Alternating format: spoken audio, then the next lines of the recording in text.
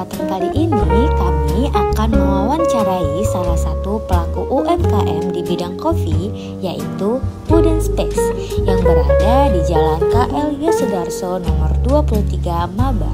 Eits, sebelum memulai wawancara, nonton teori UMKM dulu yuk.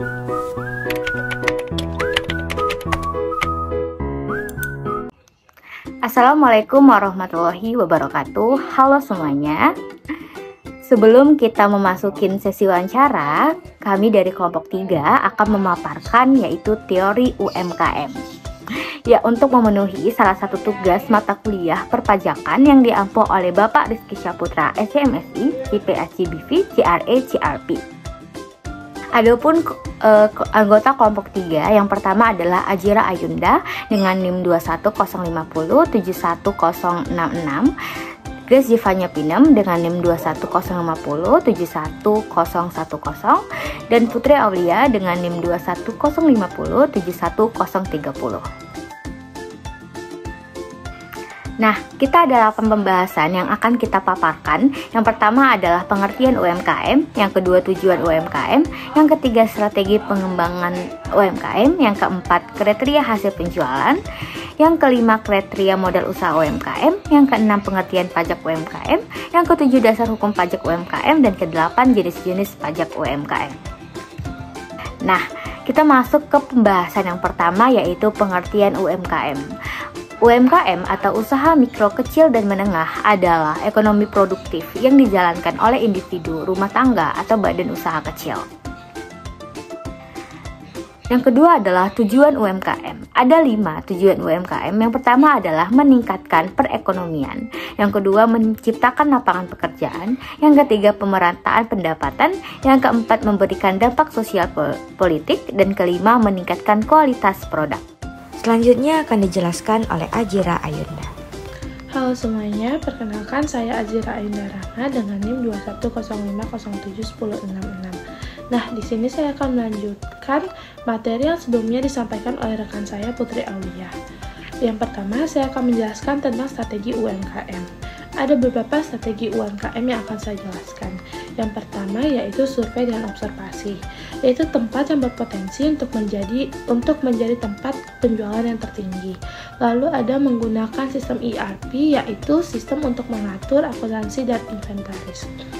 Yang ketiga ada mengembangkan produk dan pasar, seperti strategi pengembangan produk, strategi pengembangan pasar, strategi yang terkonsentrasi, dan strategi yang inovasi. Lalu yang keempat, ada mengoptimalkan harga, menetapkan harga yang tepat untuk menjaga daya saing dan memaksimalkan laba. Lalu yang kelima, ada meningkatkan daya saing. Meningkatkan daya saing penjualan dengan contohnya dengan memperluas kerjasama di toko-toko oleh di daerah dan sekitarnya. Lalu yang keenam, ada mengembangkan sumber daya manusia. Merogoh kocek lebih dahulu dan kesuksesan bisnis akan berpengaruh dan bergantung pada strategi yang akan kita lakukan. Lalu yang ketujuh ada pemerintahan pascapan COVID-19. Melakukan upaya untuk tetap produktif pasca COVID-19 seperti yang dilakukan oleh pemerintah, contohnya seperti pemerintah Buleleng. Lalu yang ke-8 ada program pengembangan UMKM, yaitu mengikuti program pengembangan UMKM yang diadakan oleh pemerintah seperti program penelitian tentang UMKM, akses pembiayaan UMKM, dan program promosi ekspor. Nah, selanjutnya saya akan membahas tentang kriteria hasil penjualan UMKM. Yang pertama ada usaha mikro memiliki penjualan tahunan sampai dengan paling banyak 2 miliar rupiah. Yang kedua, usaha kecil memiliki hasil penjualan tahun lebih dari 2 miliar sampai dengan paling banyak 15 miliar. Dan yang terakhir, yang ketiga, usaha menengah memiliki hasil penjualan tahunan lebih dari 15 miliar sampai dengan paling banyak 50 miliar. Nah, selanjutnya saya akan membahas tentang kriteria modal usaha UMKM. Yang pertama, usaha mikro memiliki modal paling banyak 1 miliar belum termasuk tanah dan bangunan tempat usaha. Lalu yang kedua, usaha kecil memiliki modal usaha lebih dari 1 miliar hingga paling banyak 15 miliar. Yang ketiga, usaha menengah memiliki hasil penjualan tahunan lebih dari 15 miliar dan paling banyak 50 miliar. Nah, yang terakhir nih saya akan membahas tentang pengertian pajak UMKM. Pajak UMKM adalah pajak yang dibebankan kepada para pelaku usaha mikro menengah atau UMKM yang bersifat mengikat dan memaksa. Pemerintah menetapkan tarif pajak UMKM sebesar 0,5% setiap penghasilan yang didapat oleh pelaku UMKM. Penghitungan pajak UMKM menggunakan rumus PPh pajak UMKM, yaitu PPh terutang sama dengan penghasilan pajak dikali tarif PPh pasal 17. Nah, mungkin ini saja yang akan saya sampaikan. Selanjutnya akan disampaikan oleh rekan saya, yaitu Grace Devanya Vinen. Terima kasih. Kita masuk ke dasar hukum pajak UMKM. Yang pertama yaitu Undang-Undang Nomor 7 Tahun 1983 tentang Pajak Penghasilan (STDTD), Undang-Undang Nomor 7 Tahun 2021 tentang Harmonisasi Peraturan Perpajakan atau Undang-Undang PPh. Kemudian yang kedua yaitu Undang-Undang Nomor 8 Tahun 1983 tentang Pajak Pertambahan Nilai Barang dan Jasa dan Pajak Penjualan Atas Barang Mewah (STDTD), Undang-Undang Nomor 7 Tahun 2021 tentang Harmonisasi Peraturan Perpajakan atau Undang-Undang PPN. Kemudian yang ketiga yaitu Undang-Undang Nomor 20 Tahun 2008 tentang Usaha Mikro Kecil dan Menengah (STDTD), Undang-Undang Nomor 6 Tahun 2023 tentang Penetapan Peraturan Pemerintah pengganti Undang-Undang Nomor 2 Tahun 2022 tentang Cipta Kerja atau Undang-Undang UMKM. Kemudian yang keempat yaitu Peraturan Pemerintah Nomor 23 Tahun 2018 tentang Pajak Penghasilan atas penghasilan dari usaha yang diterima atau diperoleh wajib pajak yang memiliki peredaran bruto tertentu atau PP 23 2018. Kemudian dasar hukum pajak selanjutnya yaitu yang kelima, Peraturan Pemerintah Nomor 7 Tahun 2021 tentang Kemudahan, Perlindungan dan Pemberdayaan Koperasi dan Usaha Mikro, Kecil dan Menengah atau PP 7 2021. Kemudian yang keenam yaitu Peraturan Pemerintah Nomor 55 Tahun 2022 tentang Penyesuaian Pengaturan di Bidang Pajak Penghasilan atau PP 55 2022.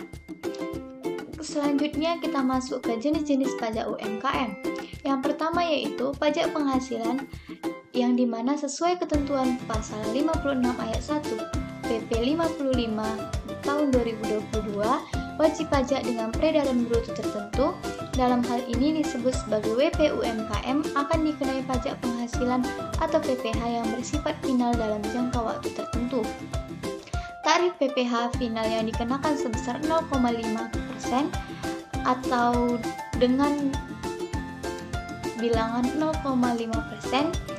PPh final UMKM dihitung setiap bulan dengan mengalihkan tarif final dengan peredaran bruto WP UMKM.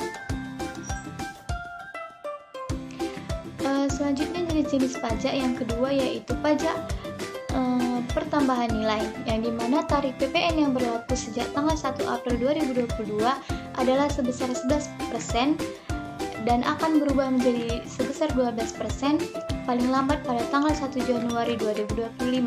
Adapun tarif PPN untuk ekspor sebagaimana diatur dalam pasal 7 ayat 1 Undang-Undang PPN adalah 0%. Halo semuanya. Nah, di sini kami akan mewawancarai owner dari Cafe Wooden Space selaku pelaku UMKM di bidang F&B. Nah, di sini ada ownernya. Halo, selamat siang Kak. Halo, selamat siang. Nah, boleh nggak perkenalkan diri terlebih dahulu? Boleh. Assalamualaikum warahmatullahi wabarakatuh. Selamat siang menuju sore. Terima kasih telah kasih kesempatan saya untuk sharing pengalaman sama kalian. Perkenalkan, nama aku Vivin Aktika, usianya di 23 tahun. Aku sebagai co-founder dari Cafe Wooden Space. Halo, selamat siang Kak Vivin. Nah, aku ingin nanya nih, bisa nggak ya perkenalkan usaha Wooden Space ini terlebih dahulu? Kan kami pengen tahu nih. Oke, Wooden Space sendiri merupakan usaha di bidang F&B. Sudah mulai berjalan sejak tahun 2019, cuman aktifnya di 2020. Merintisnya sih dari 2019, kemudian meningkatnya di 2020 dan mulai stabilnya di 2020. Ada lagi? Nah, udah lumayan lama ya, berarti udah hampir 3 tahunan. Apa sih Kak ide mengapa ingin membuat cafe Wooden Space, atau kenapa sih ingin membuat cafe di bidang F&B gitu? Karena interest sih sebenarnya. Jadi aku sama partner aku itu tertarik sama bidang F&B. Khususnya sih di perkopian ya. Apalagi di 2019 itu kan lagi marak-maraknya coffee shop ya sebenarnya. Sebenarnya cukup leisure juga karena kan udah terlalu banyak nih orang-orang dengerin omongan orang-orang deh. Udah terlalu banyak usaha kopi. Apa yakin mau buka usaha kopi lagi gitu. Cuman kami tetap yakin aja. Yakin awalnya sih sebenarnya juga iseng aja karena tertarik kopi, punya mesin kopi sendiri untuk rumahan ini, bukan untuk kafe. Ternyata teman-teman rumah, teman-teman kuliah sama sekolah, teman-teman deket lah suka gitu sama kopi sama resep yang kami ulik sendiri gitu. Terakhir memutuskan untuk membangunlah kafe ini. Kebetulan juga di Wooden Space ini punya ketertarikan sendiri, yaitu tempatnya. Orang banyak kan bilangnya tempatnya unik gitu kan. Ya, jadi berbeda dari coffee shop lain yang kan memang mereka itu kebanyakan konsepnya itu yang kayak batu-batu ya kan, kayak kebanyakan dinding-dinding yang belum selesai gitu bangunnya. Apa itu istilahnya ya, aku kurang paham. Jadi sementara Wooden Space ini mempunyai kelebihan ciri khas yang memang sudah seperti ini gitu bentuknya, dengan suasana yang unik. Jadi punya marketnya sendiri gitu. Jadi meyakinkan diri lah untuk ini bisa nih gitu untuk dibangunkan usaha coffee shop. Oke, lumayan menarik sebenarnya konsepnya ya Kak. Dan kalau menurut dari pandangan kami kayak Bali vibes gitu ya. Nah, Jogja vibes. Iya benar. Nah, saya ingin bertanya nih, berapa sih omset dari penjualan dari usaha Cafe Wooden Space ini? Kalau untuk omset sih, aku izin nggak usah spill ya, boleh ya? Boleh. Kalau untuk omset sih cukup untuk bayar tagihan karyawan, tagihan listrik, sama cukup lah. Kalau di spill nanti malu sama coffee shop yang lebih tinggi gitu. Digit nggak boleh digit. Gak usah deh. Oke. Nah, selanjutnya mungkin ada teman-teman aku nih yang akan nanya, yang akan ditanyakan oleh yang selanjutnya. Oke, baik Kak. Untuk pertanyaan selanjutnya nih, kalau kita lihat kan usaha Kakak ini berjalan maju ya. Apa sih tips strategi pemasarannya Kak? Kalau untuk tips strategi khusus sih sebenarnya gak yang gimana kali ya, karena memang saya ini bermula bukan dari yang memang pebisnis atau emang dari orang manajemen, enggak. Jadi untuk tipsnya sih yang penting kita tahu arah usaha kita ini marketnya mau kemana gitu. Kalau misalnya kayak Wooden Space ini kan kebanyakan peminatnya itu orang tua, untuk keluarga. Jadi kebanyakan untuk anak-anak muda, anak-anak gitu kurang memang kesini. Jadi memang kita mantapkan itu di sana dengan mengeluarkan menu-menu yang memang disukai sama menu keluarga atau menu keluarga gitu sih. Sama ini sih paling ads Instagram itu perlu ya kalau menurut aku ya. Sosial media itu perlu. Itu sih. Oke, baik Kak. Untuk laporan keuangannya sendiri nih, apakah Kakak menghandle atau ada karyawan khususnya Kak? Kalau untuk laporan keuangan kita masih handle sendiri, cuman untuk pelaporan kasirnya itu ada karyawan juga. Oke, apakah laporan keuangannya itu ada aplikasinya atau menggunakan Excel atau bagaimana Kak? Kalau untuk penginputan transaksinya kita menggunakan aplikasi, cuman untuk laporannya kita menggunakan spreadsheet Excel. Oke. Nah, berbicara tentang pajak nih ya Kak, berapa sih tarif pajak yang dikenakan usaha Kakak ini? Sebentar ya, maaf ya. Gimana tadi? Berapa sih tarif pajak yang dikenakan usaha Kakak ini?